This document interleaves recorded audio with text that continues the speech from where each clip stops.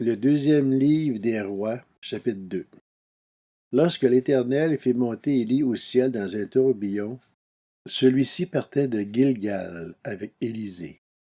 Élie dit à Élisée, « Reste donc ici, car l'Éternel m'envoie jusqu'à Béthel. » Élisée répondit, « L'Éternel est vivant et ton âme est vivante. Je ne te quitterai pas. » Et ils descendirent à Béthel. Les membres de la communauté de prophètes de Béthel sortirent de la ville vers Élisée et lui dirent, « Sais-tu que c'est aujourd'hui que l'Éternel va enlever ton Seigneur au-dessus de ta tête? » Il répondit, « Moi aussi, je le sais. Taisez-vous. » Élie lui dit, « Élisée, reste donc ici, car l'Éternel m'envoie à Jéricho. » Il répondit, « L'Éternel est vivant et ton âme est vivante. Je ne te quitterai pas. » Et ils arrivèrent à Jéricho. Les membres de la communauté de prophètes de Jéricho s'approchèrent d'Élisée et lui dirent, « Sais-tu que c'est aujourd'hui que l'Éternel va enlever ton Seigneur au-dessus de ta tête? » Il répondit, « Moi aussi, je le sais. Taisez-vous. » Élie lui dit, « Reste donc ici, car l'Éternel m'envoie vers le Jourdain. » Il répondit, « L'Éternel est vivant et ton âme est vivante. Je ne te quitterai pas. » Et ils poursuivirent tous deux leur chemin.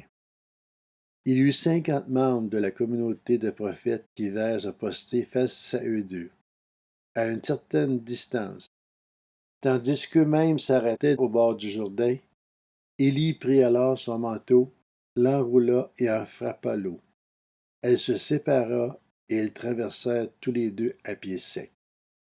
Une fois qu'ils eurent traversé, Élie dit à Élisée, « Dis-moi ce que tu veux que je fasse pour toi avant d'être enlevé loin de toi. » Élisée répondit, « Qu'il y ait sur moi une double part de ton esprit. » Élie dit, « Tu te demandes quelque chose de difficile.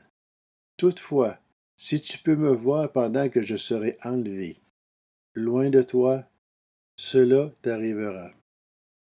Sinon, cela n'arrivera pas. » Alors qu'ils continuaient à marcher tout en parlant, un char et des chevaux de feu les séparèrent l'un de l'autre, et Élie monta au ciel dans un tourbillon.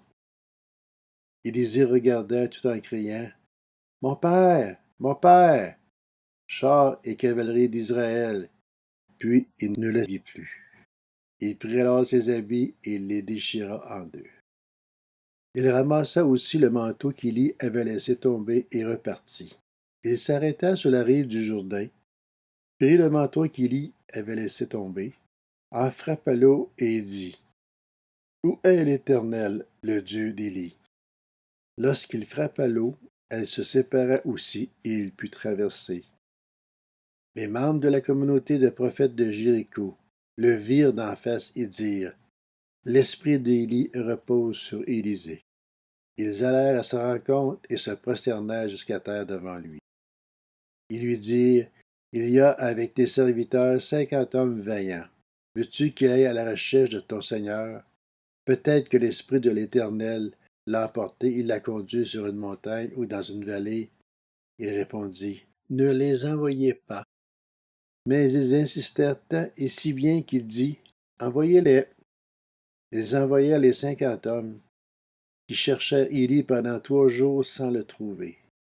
Lorsqu'ils furent de retour vers Élisée, qui était à Jéricho, il leur dit, « Ne vous ai-je pas dit de ne pas y aller? » Les habitants de la ville dirent à Élisée, « La ville est bien située, comme le voit mon Seigneur, mais l'eau est mauvaise et la terre ne produit rien. » Il dit, « Apportez-moi un plat neuf et mettez-y du sel. » Et ils le lui apportèrent.